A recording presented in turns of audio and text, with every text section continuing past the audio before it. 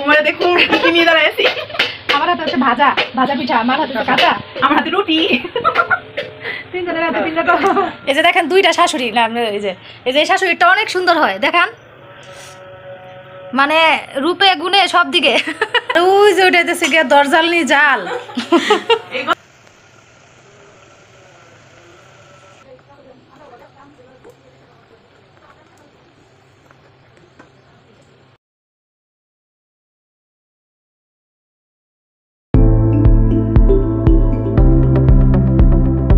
Hello everyone, আসসালামু আলাইকুম। কেমন আছেন সবাই? সবাইকে শুভ সন্ধ্যা। বিকেলবেলা আমি একটা বিকেলের নাস্তা আইটেম নিয়ে কিন্তু চলে এসেছি। কেমন আছেন সবাই? আশা করছি যে যেখান থেকে আমার ব্লগটি দেখছেন সবাই ভালো আছেন, সুস্থ আছেন। আমি যদিও পারফেক্ট ভাবে আপনাদের পুলি পিঠা রেসিপিটা দেখাচ্ছি না, তবে শীতের শুরুতে এই প্রথম কিন্তু আমরা শীতের পিঠা বানিয়ে নিলাম, আর সেটা হচ্ছে পুলি পিঠা। আর এই ধরনের পিঠাগুলো এখন আমাদের সব আপুরাই কিন্তু পারে, মানে সব গৃহিণী আপুরাই কিন্তু মোটামুটি ওয়াইটি দেখে শিখে ফেলেছে।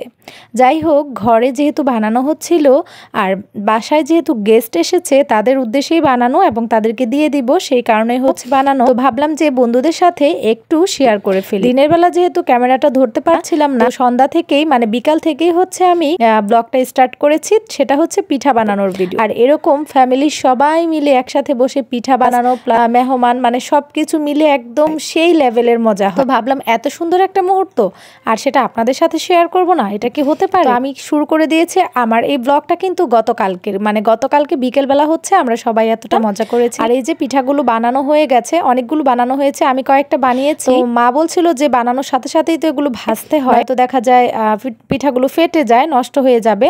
তো এই কারণে আমি আবার এদিকে ফ্রাই প্যান বসিয়ে দিয়েছি আর তেলটাও গরম হয়ে গেছে। আর এখন হচ্ছে আমি পিঠাগুলো ভেজে নিব।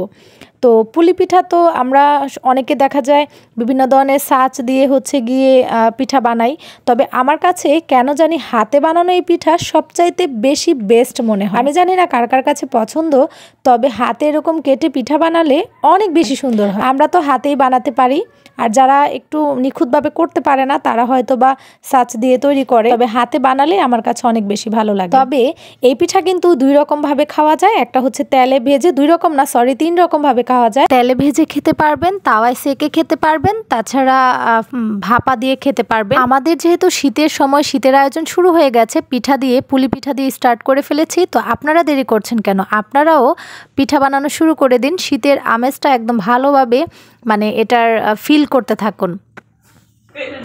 এই যে দেখেন দুইটা শাশুড়ি না, এই যে শাশুড়িটা অনেক সুন্দর হয় দেখান, মানে রূপে গুণে সব দিকে। রূপটা তো দেখেন না, রূপটা দেখেন যেত না, এই যে খালি জাস্ট একটু দেখাইলাম, এই যে কাপড়টা দেখাইলাম।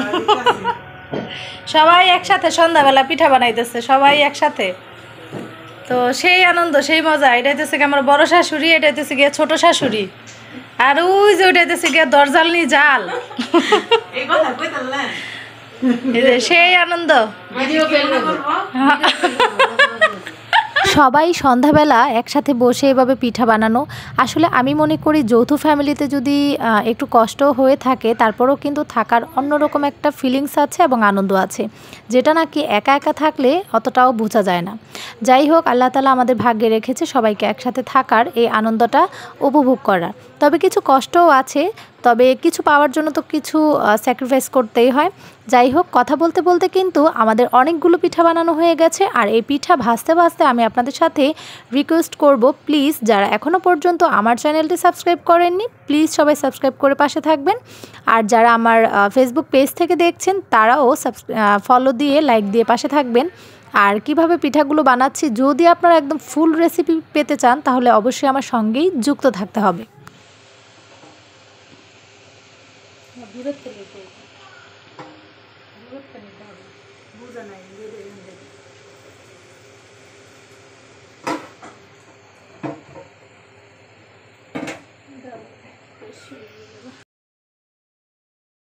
আপনি কি করতেছেন?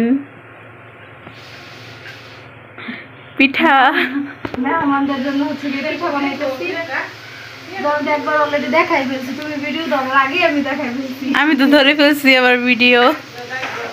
এই যে মোটামুটি ভাজা শেষ, বানানো দেখুন শেষ, তারপরে এই যে আমার দেখুন কেমন কালো হয়ে গেছে গা। যার যার খাইতে ইচ্ছা করতেছে এসে বলবেন শুধু খাওয়ার জন্য। পিঠার দাওয়াত রইল না?